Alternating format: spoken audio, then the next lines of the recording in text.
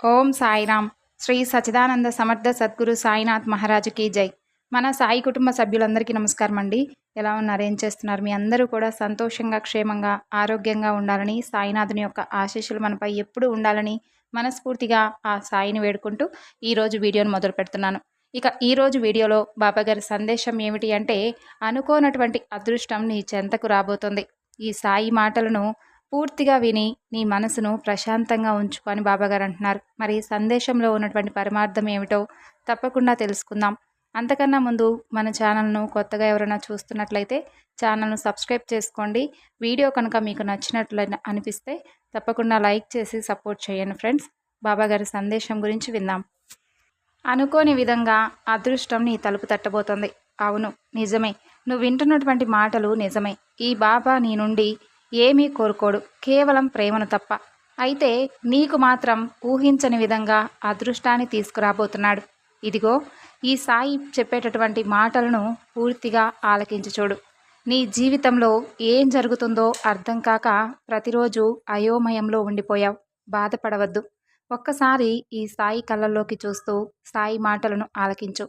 నీ సమస్య గురించి ఎవరు నిర్లక్ష్యంగా ఉన్నా నీ బాబా మాత్రం నిర్లక్ష్యంగా వ్యవహరించడు. నేను ఎల్లప్పుడూ నీ సమస్యల గురించి ఆలోచిస్తూ ఉంటున్నాను. నిన్ను ఏ విధంగా సమస్యల నుండి బయటకు తీసుకురావాలా అనేది నా ఆలోచన. నీకున్నటువంటి నిరాశ మొత్తం తొలగించబోతున్నాను. నువ్వు ఏదైనా కానీ సాధించగలిగినటువంటి గొప్ప నైపుణ్యం కలవాడివి. కాబట్టే నీకు నేను ధైర్యాన్ని కూడా కల్పించబోతున్నాను. దిగులు పడవద్దు. ఊహించినటువంటి సంఘటనతో అనుకోనటువంటి అదృష్టం నీ చెంతకు రాబోతుంది. నీలో ఉన్నటువంటి సంకోచాలన్నీ పటాపంచలవబోతున్నాయి.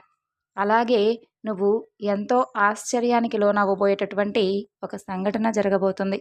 నిన్ను బాధ పెట్టి నీ మనసుకు గాయం చేసి నిన్ను ఎన్నో రకాలుగా ఇబ్బందులు పెట్టినటువంటి కాలమే ఈరోజు తల వంచబోతుంది. నీ మనసు బంగారం. నాకు తెలియదా?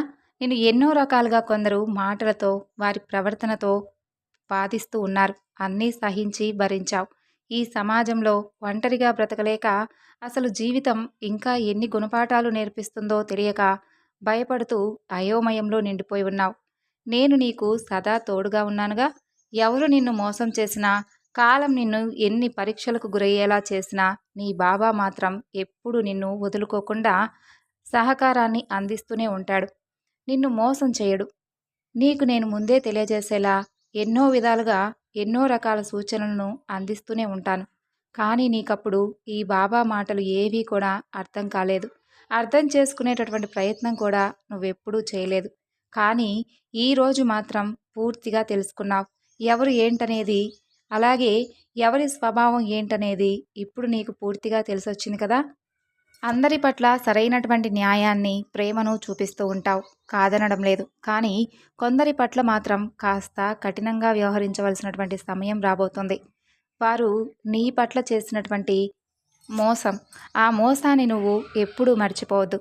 మరలా వారు నీ చెంతకు రాబోతున్నారు. వారి పట్ల కాస్త జాగ్రత్త వహించడం చాలా ముఖ్యం. మరి నువ్వు నన్ను ఇలా కూడా అడగవచ్చు, బాబా మరి వారి గురించి నీకు ముందే తెలుసు కదా, మరి వారు నన్ను మోసం చేసేంత వరకు నువ్వేం చేస్తున్నావు అంటూ నన్ను ప్రశ్నించవచ్చు. మీకు వెంటనే కొన్ని అడగగానే నేను అన్ని సూచనలు తెలియజేయలేను. కొందరికి తప్పకుండా వారి వారి సమస్యలకు తగినటువంటి పరిష్కారం తప్పకుండా అప్పటికప్పుడే అందిస్తాను. కానీ కొందరికి మాత్రం కాస్త ఆలస్యం అవుతుంది. అది కూడా ఎందుకంటే ఎదుటివారి స్వభావం ఏమిటో వారు పూర్తిగా తెలుసుకోవాలి కాబట్టి అంతవరకు కాస్త ఆలస్యం చేస్తూ ఉంటాను. ముందు ముందు జరగబోయేటటువంటి లాభ నష్టాలు అన్నిటి గురించి నీకు తెలియపరిచే విధంగా నేను ఎంతగా పరితపిస్తూ ఉంటానో మీకు తెలియదు. ఇక మరొకసారి చెబుతున్నాను, నిన్ను బాధ పెట్టి నీ మనసుకు గాయం చేసిన వారి గురించి ఎప్పుడూ ఆలోచించవద్దు. అలాగే తిరిగి వారిని మరలా ఏ విధంగా దెబ్బతీయాలా అనే ఆలోచనలు కూడా చేయవద్దు. కాలమే వారికి తప్పకుండా మంచి గుణపాఠాన్ని నేర్పిస్తుంది. నీకు చెడు చేసినంత మాత్రాన నువ్వు వారికి చెడు చేయనవసరం లేదు. వాళ్లే చెడిపోతారు. నీకోసం విలువైనటువంటి బహుమతిని ఈ బాబా నీకు జాగ్రత్తగా దాచిపెట్టి ఉంచాడు. అది నీకు త్వరలోనే అందివ్వబోతున్నాను. ఆలస్యం జరిగినందుకు నన్ను మన్నిస్తావు కదూ. ఆలస్యం అవుతుందనే నిరాశను కూడా నువ్వు మర్చిపోయావు. కొన్ని రోజుల నుండి ఎక్కువగా బాధను బందీ చేస్తూ ఇక నా జీవితం ముగిసిపోయింది అనుకుంటూ బాబా కూడా నాకు ఎలాంటి సహకారం అందివ్వడం లేదు అనేటటువంటి భ్రమలో ఉండిపోయావు. లేదు బిడ్డ, నేనెప్పుడూ కూడా నా బిడ్డలను మర్చిపోను. వారికున్నటువంటి కష్టాలను, సమస్యలను నేనెప్పుడూ కూడా మర్చిపోను. వారికి ఏది కావాలో అన్నీ నాకు తెలుసు కదా! కాకపోతే మీ పట్ల కాస్త ఆలస్యం వహించేది కేవలం మీరు చేసుకున్నటువంటి కర్మఫలాల మూలంగానే. మీ ముందు ఉన్నటువంటి కర్తవ్యంపై ఇకనైనా దృష్టి నిలుపు. ఈ జీవితం ఒక పెద్ద ఆట లాంటిది. నీ ముఖం మీద చిరునవ్వుతో ధైర్యంగా ఆ ఆటను గెలిచేందుకు నువ్వు తప్పకుండా ప్రయత్నించి తీరాలి. ఆ ఆటను నీవు సమర్థవంతంగా గెలిచే విధంగా చేయడం నా వంతు. నువ్వు మార్చుకునేటటువంటి పరిస్థితిని తెచ్చుకోవద్దు. నీకు జరిగింది అంతా కూడా ఒక అనుభూతిని ఇచ్చింది కదా! నువ్వు అడిగిన వాటిని ఈ బాబా తప్పకుండా ఇస్తాడు. అవి నీకు సరైనదా కాదా, స్వచ్ఛమైనదా లేదా అనేది మాత్రమే చూస్తాడు. అది నీకు సరైనదే అయితే, నీకు మేలు చేసేదే అయితే ఈ సాయి కూడా నీకు తప్పక సహకరిస్తాడు. ఇక నువ్వు భయపడనవసరం లేదు. నీకు తోడుగా నీ సాయి పెన్నిది నీకు దొరికింది కదా! ఇక నీ గతాన్ని గురించి ఎప్పుడూ ఆలోచించవద్దు.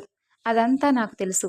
కానీ అదే జరగకపోతే, కొందరు నిన్ను మోసం చేయకపోతే, నీవు ఈ రోజుకి కూడా వారిని నమ్ముతూ, గుడ్డిగా నమ్ముతూ మోసపోతూనే ఉండేవాడివి. జీవితమంతా వారి చేతిలో మోసపోతూనే ఉండేవాడివి. ముందు ముందు రోజుల్లో వారి వలన ఇంకా ఎక్కువగా బాధపడేవాడివి. నిన్ను నువ్వు తెలుసుకున్నావుగా. వారి గురించి కూడా ఇప్పుడు నీకు బాగా అర్థమై ఉంటుంది. ఇప్పుడు నీకు కలగబోయేటటువంటి అదృష్టంతో వారు మరలా నీ చెంతకు రాబోతున్నారు. కాబట్టి వారి పట్ల మాత్రం కాస్త జాగ్రత్తగా ఉండు. నూతనమైనటువంటి జీవితంలో అడుగు పెట్టబోతున్నావు. ఇక నీ జీవితమంతా మారిపోతుంది. నీకు గతం కంటే కూడా మెరుగైనటువంటి ఆనందాన్ని ఇచ్చే జీవితాన్ని ఈ బాబా నీకు ప్రసాదించబోతున్నాడు. ఇన్ని రోజులు నీ అందమైనటువంటి జీవితాన్ని కొందరు పాడు చేశారు. అదేవిధంగా కొన్ని ఆలోచనలతో నీకు నీవుగా స్వయంగా నువ్వు పాడు చేసుకున్నావు. ఇకనైనా వాటన్నిటి గురించి ఎక్కువగా ఆలోచించకుండా నువ్వు చూడనటువంటి అందమైనటువంటి జీవితాన్ని, పొందనటువంటి ప్రేమను, అనురాగాన్ని ఈ బాబా నీకు అందివ్వబోతున్నాడు. నీ ప్రయత్నాన్ని ఏదీ కూడా నువ్వు మానకుండా చేస్తూ ఉండు. నీ కోరిక తప్పకుండా నెరవేరుతుంది. ఇక మరలా మరలా ఎక్కువగా ఆలోచిస్తూ ఉండకుండా నీ మనసును ప్రశాంతంగా ఉంచుకో. నువ్వు నాపై ఎంతటి ప్రేమను చూపిస్తున్నావో అంతకు పదింతలుగా నీపై ఈ సాయి ప్రేమను కురిపించబోతున్నాడు. అలాగే అద్భుతమైనటువంటి అదృష్టాన్ని నీ చెంతకు తీసుకురాబోతున్నాడు. సంతోషంగా ఉండండి. సో విన్నారు కదండి ఈరోజు బాబాగారి సందేశం. ఈ సందేశం మీ అందరికీ నచ్చింది అనుకుంటున్నాను. నచ్చితే తప్పకుండా మరికొంతమందికి షేర్ చేయండి. మరొక చక్కని బాబాగారి సందేశంతో మరలా కలుసుకుందాం. అంతవరకు నమస్కారం. ఓం సాయిరాం. సర్వేజన సుఖినో భవంతు.